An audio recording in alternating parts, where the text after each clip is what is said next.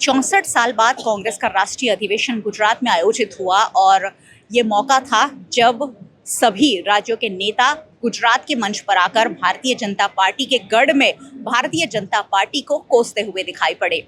यहाँ के भारतीय जनता पार्टी के विधायक और फायर ब्रांड नेता जिग्नेश मेवाणी ने जिस तरह आज अपना भाषण दिया है, उन्होंने इस भाषण में सभी तरह की जो बातें कही है उससे फिर एक बार गुजरात मॉडल सवालों के घेरे में आ गया है। उन्होंने साफ साफ कहा कि गांधी जी सत्य का प्रयोग करते थे, जबकि मोदी झूठ का प्रयोग कर देश के लोगों को भरमा रहे हैं। साबरमती के तट पर गांधी और सरदार की वो भूमि जिसने स्वतंत्रता के आंदोलन की नींव रखी, इस भूमि पर पूरे भारत के कांग्रेस परिवार का दिल की गहराइयों से स्वागत है। ये गुजरात की धरती बड़ी कमाल की धरती है।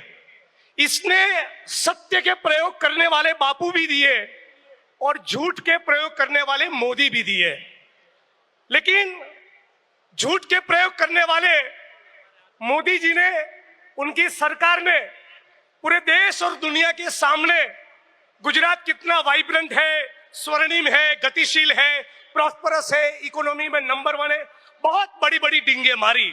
सवाल यह है कि यदि यह गुजरात सचमुच इतना वाइब्रेंट और स्वर्णिम है, तो गुजरात के बेरोजगार युवा मेक्सिको की बॉर्डर पर सीने में गोली खाने के लिए मजबूर क्यों है?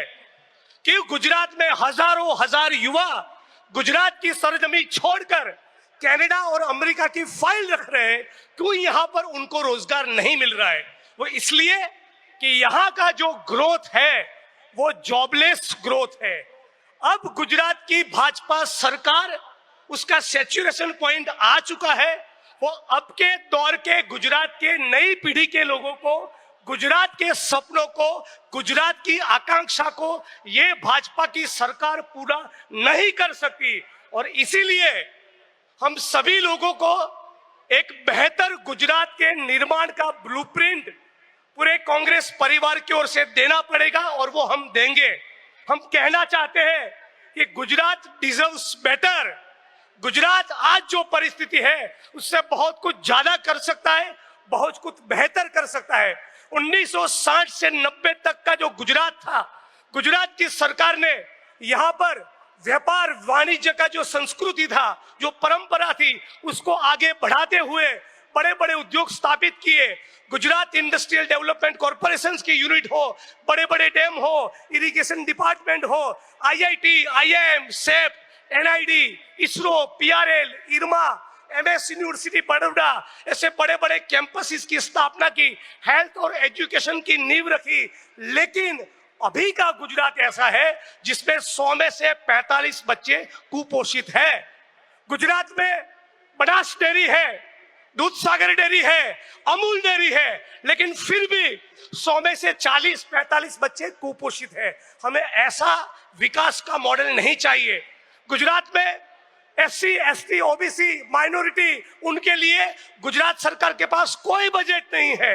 मतलब कि सिचुएशन ऐसी खड़ी हुई है कि 80% गुजरात, 75, 80, 85% गुजरात केक के ऊपर चिपकी हुई लाल रंग की चेरी खा रहा है, और 15-20% पूंजीपतियों का गुजरात वो पूरी केक खा रहा है। ये जो असमानता है, ये जो इनइक्वालिटी है, उसके खिलाफ हम लोग संकल्पबद्ध है। और राहुल जी ने पार्लियामेंट में से जो कॉल दिया था कि लिख ले लो, लिख कर ले लो, इस बार गुजरात में तुमको भाजपा को हरा कर दिखाएंगे। हम भी ऑल इंडिया कांग्रेस कमेटी को, पूरे कांग्रेस परिवार को ये गारंटी देते हैं कि लिख के ले लो, हम भी एक बेहतरीन, शानदार, ईमानदार, लड़ाकू, संघर्ष करने वाला विपक्ष आने वाले कुछ महीनों में बनकर दिखाएंगे। हम तमाम लोगों के लिए एक ही रास्ता है, सड़क पर उतरे, संघर्ष करे, इंकलाब करे, रात दिन करे, आगे का रास्ता उसी में से निकलेगा। और संघर्ष के साथ साथ संगठन मजबूत करे, संगठन विचारधारा पर आधारित हो।